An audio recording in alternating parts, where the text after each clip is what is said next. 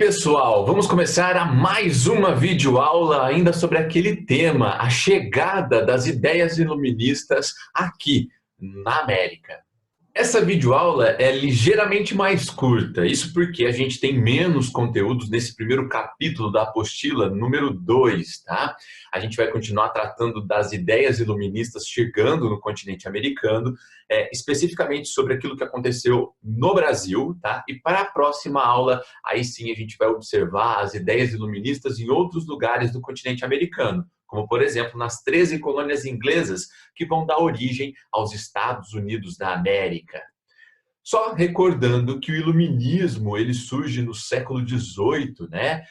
É um movimento filosófico, um movimento cultural, intelectual, que criticava, né, as formas arcaicas das estruturas do antigo regime. Ou seja, criticava o absolutismo, criticava o mercantilismo, a falta de liberdade, a falta do uso da razão para se produzir conhecimento.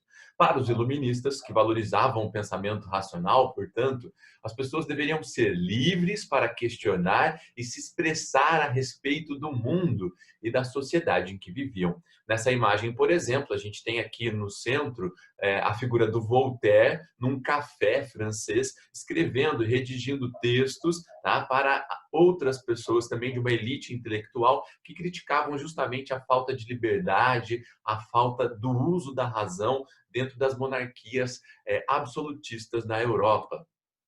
O iluminismo, tá, ele chega no Brasil por volta do século XVIII, porque era muito comum, né, a elite colonial, os filhos da elite colonial, serem enviados para estudar na Europa. Ao retornarem para o Brasil, esses jovens traziam consigo não apenas as informações universitárias de direito, de medicina, mas também traziam um sentimento de indignação diante da exploração despótica dos governos absolutistas. Nessa imagem, por exemplo, a Universidade de Coimbra era um dos destinos buscados pelos filhos da elite para estudar direito. Lá eles conheciam as obras iluministas e retornavam com essas ideias e com a indignação para o continente americano.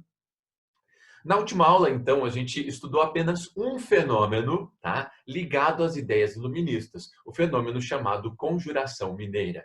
Nessa tabela, que tem também na apostila, no caderno de atividade de vocês, a gente tem ano, local, as causas, os objetivos, tá, os integrantes e o desfecho da conjuração mineira. Lembrando que aconteceu em 1789, na capitania de Minas Gerais, e foi motivada pelo aumento do controle e da fiscalização dos impostos por parte de Portugal, tá? E, no caso, ameaçava cobrar a derrama, o imposto caríssimo acumulado na capitania de Minas Gerais.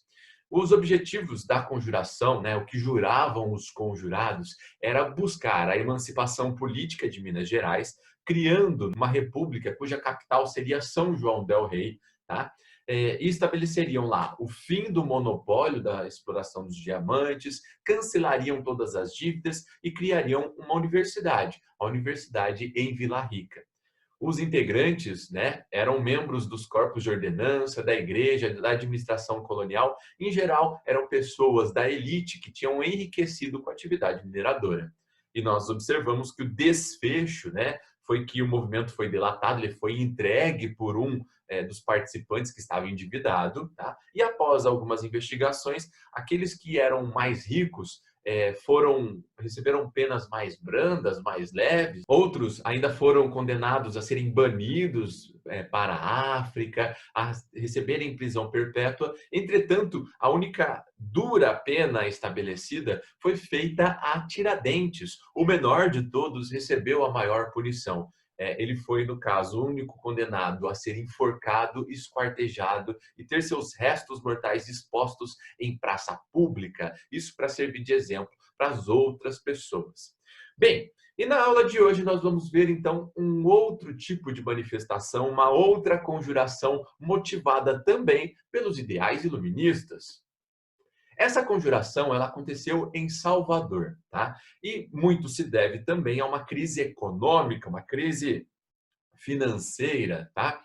Vamos observar que Salvador, até o ano de 1763, era a capital da colônia chamada Brasil. Entretanto, a partir de 1763, essa colônia ela foi transferida de Salvador para a cidade do Rio de Janeiro. E isso trouxe um impacto econômico negativo para a capital, para Salvador, ok? Isso porque a região não tinha mais tanta atenção da coroa portuguesa. Diante de uma situação de altos impostos, de predomínio dos portugueses no comércio, somente os portugueses poderiam comercializar os produtos lá em Salvador, tá? A gente vai perceber que a população começou a viver cada vez pior. Com uma crise financeira estabelecida lá na Bahia, né, lá em Salvador, houve uma redução no cultivo de alimentos, já que não se pagavam também tão bem para a produção de alimentos, e começaram a plantar cada vez mais cana-de-açúcar. Isso trouxe mais um problema para a cidade baiana, tá? Porque ao se produzir menos alimentos preocupado com a produção de açúcar, houve, no caso, tá, uma falta generalizada de produtos básicos ligados à alimentação dos soteropolitanos, dos moradores de Salvador. Diante desse contexto de altos impostos, de muitos portugueses cobrando o preço que queriam no comércio, tá, e da falta generalizada de alimentos, surgiu sorrateiramente, misteriosamente, tá, panfletos na cidade. Esses panfletos começaram a ser colados nas portas das igrejas, em casas comerciais. Alguns panfletos diziam o seguinte: aviso ao povo baianense. Ó vós, homens cidadãos, ó vós, povos curados e abandonados pelo rei, pelo seu despotismo, pelos seus ministros. Ó vós, povo que nascestes para seres livres e para gozar dos bons efeitos da liberdade. Ó vós, povo que viveis flagelados com o pleno poder do indignado coroado. Esse mesmo rei que vos criastes, esse mesmo rei tirano é quem se firma no trono para vos vexar, para nos roubar e para nos maltratar. Homens, o tempo é chegado para a vossa ressurreição. Sim, para ressuscitardes do abismo da escravidão, para levantardes a sagrada bandeira da liberdade.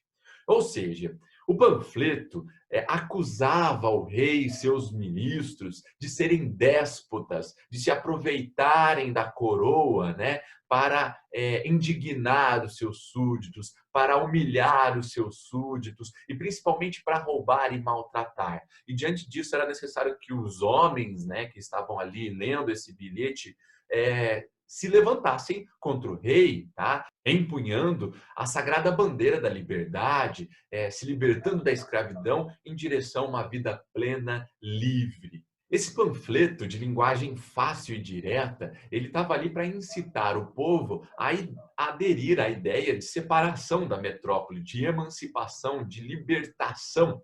Eles reivindicavam a participação do povo na política e também a libertação dos escravos.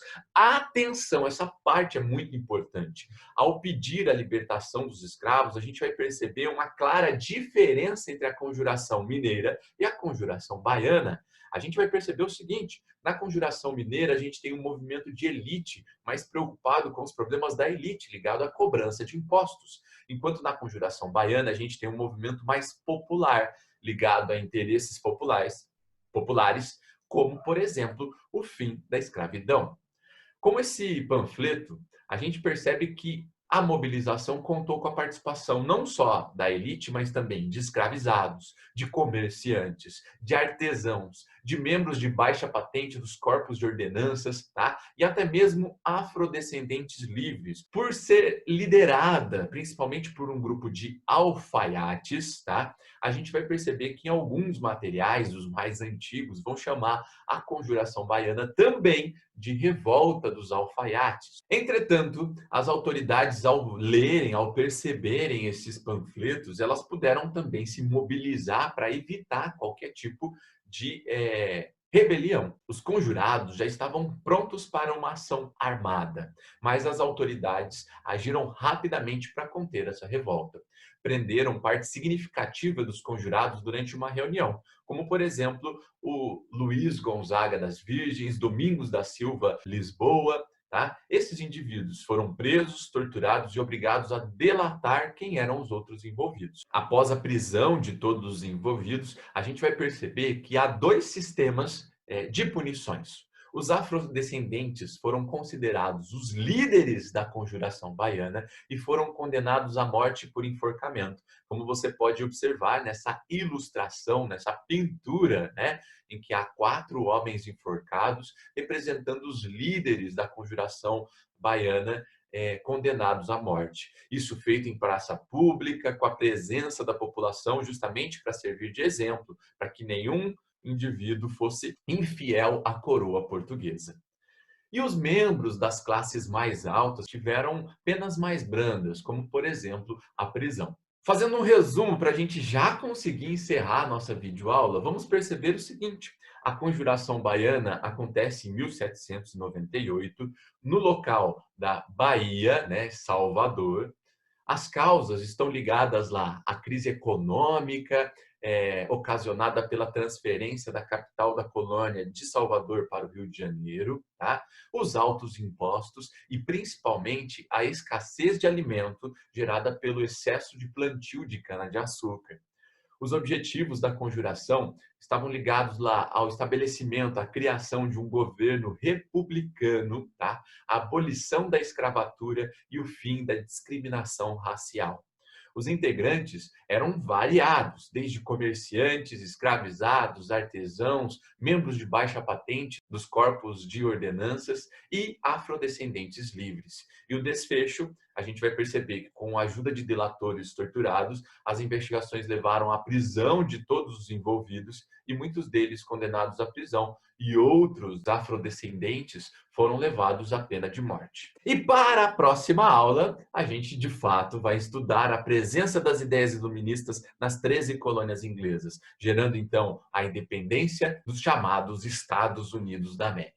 Beleza? E segue junto dessa videoaula a atividade para você realizar, o gabarito das questões da última aula. E caso você tenha alguma dificuldade, é só me procurar. Um beijo e até a próxima!